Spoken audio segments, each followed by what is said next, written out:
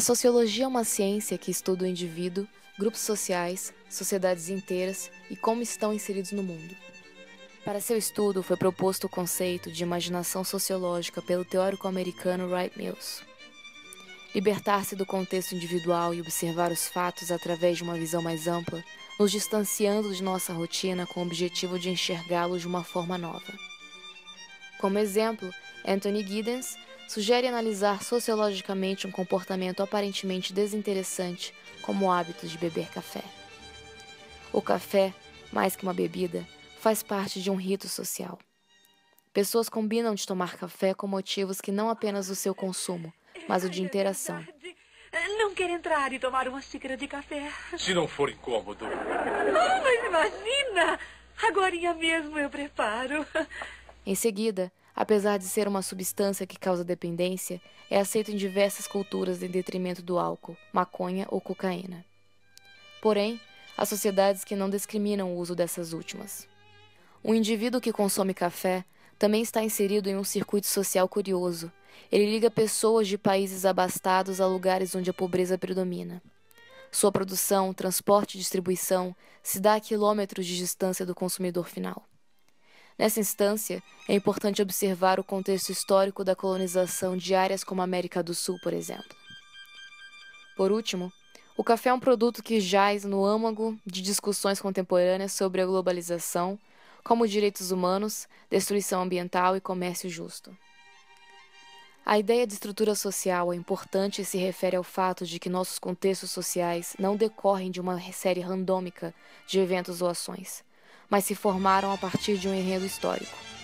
Este trabalho versa sobre o surgimento da sociologia e aborda a visão de seus 3 principais colaboradores. No ano de 2011, a população atingiu o número de cerca de 7 bilhões de habitantes. Um número gigantesco de seres humanos inseridos em diferentes núcleos culturais, econômicos e históricos, convivendo em uma era de caráter global. Como entender a origem e os porquês dessa gama enorme de comportamentos que constantemente entram em conflito? A sociologia surge a partir de um conjunto de estudos de diferentes pensadores que tentavam compreender as mudanças em curso da época em que viveram. A partir da observação do comportamento do indivíduo para com o todo e vice-versa, em conjunto com noções de história, filosofia e economia, esses autores desenvolveram uma série de teorias que embasam até a sociologia moderna.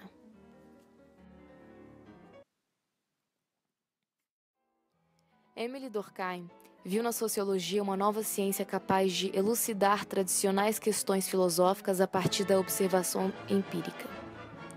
Dentre os temas abordados por Durkheim estão a importância de se estudar os fatos sociais como coisas, como nas ciências exatas, e o papel da moral autoritária na sociedade na formação individual.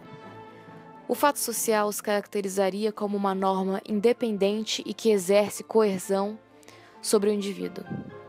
Desta forma, para o autor, a sociedade como realidade objetiva é irredutível aos indivíduos, não se explicando pela soma de seus comportamentos individuais e caracterizando-se como uma estrutura exterior independente deles. Também foi seu objeto de estudo as noções de solidariedade, elemento importante para manter as sociedades funcionando em conjunto e que as impediria de romper em caos. Comparou 2 noções de solidariedade, a orgânica e a mecânica, relacionando-as com a divisão do trabalho. A solidariedade mecânica se daria em sistemas tradicionais, onde a baixa complexidade da divisão social do trabalho e sua coesão adviria do resultado da semelhança entre as pessoas. A orgânica, ao contrário, seria fruto de uma sociedade moderna, com alta complexidade na divisão do trabalho e coesão social resultante da diferença e complementariedade entre os indivíduos. Max Weber foi um dos primeiros estudiosos a se dedicar à sociologia moderna. Dizia que a sociologia deveria se concentrar na ação social, ou seja, o resultado do comportamento dos indivíduos dentro da sociedade. Portanto, as ações dos homens determinam o que será de seu meio. Seus estudos a respeito do protestantismo e seus adeptos resultaram em uma das maiores obras do mundo ocidental, A Ética Protestante e o Espírito do Capitalismo. Explicava a relação existente entre o progresso econômico relacionado ao cúmulo de bens pelos protestantes e sua participação na construção da sociedade atual, Para Weber, na sociedade tradicional, o sentido do mundo era proveniente de religião, mitos e espiritualidade, enquanto na moderna prevaleceriam o avanço científico, racionalização e burocratização. Foi a partir da concepção de Weber que o capitalismo se libertou das amarras da religião para dar seu salto inicial no mundo moderno, e o uso do Estado como instituição que detém o monopólio do uso da força e violência foi legitimado.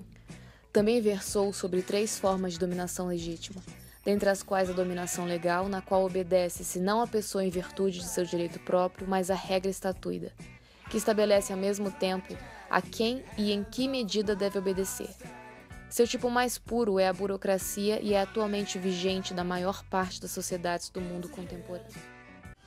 Os Vogons são uma das raças mais desagradáveis da galáxia. Não são maus, mas são mal-humorados, burocráticos, metidos e insensíveis. Seriam incapazes de levantar um dedo para salvar as próprias avós da terrível besta vorazitral, sem ordens através de um formulário em 3 vias, a enviar, devolver, questionar, perder, encontrar, abrir um inquérito, perder de novo e finalmente deixar 3 meses sob um monte de turfa para depois reciclar como papel para acender fogo. Já para o pensador Marx, a sociedade progrediria através da luta de classes, um conflito entre os burgueses, que controlavam os meios de produção, e os trabalhadores, proletariado, que detinham a força de produção. O filósofo acreditava que nessa luta seria derrotado o capitalismo, chamado por ele de ditadura da burguesia, e surgiria o socialismo. Segundo ele, o capitalismo fora moldado e era controlado pelas classes ricas em seu próprio benefício. Por isso era possível prever que tal sistema não se sustentaria, levando à sua autodestruição. Com isso, seria necessário um novo sistema, que seria o socialismo. No socialismo, o proletariado que governaria, formando o Estado dos trabalhadores. Porém, para Marx, o socialismo era apenas um sistema transitório, do qual surgiria um sistema no qual não haveria divisão de classes, o comunismo. Para Marx, toda revolução era violenta, mas o nível de violência dependia da abertura ou fechamento do Estado.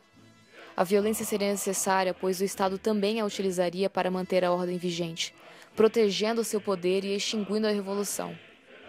Segundo Marx, a revolução não reconstruiria a sociedade a partir do nada, apenas a aperfeiçoaria, através do socialismo, que seria um processo transitório. Vale lembrar que essas teorias surtiram um efeito profundo na organização das sociedades das décadas que se passaram e que ainda são estudadas até hoje. Porém, para o sociólogo Wright Mills, a racionalidade do mundo ocidental da atualidade não produziu a indispensável libertação do ser humano, já que as principais ideologias desenvolvidas, capitalismo e socialismo, não se mostraram aptas a prever e controlar intensos processos de mudança social.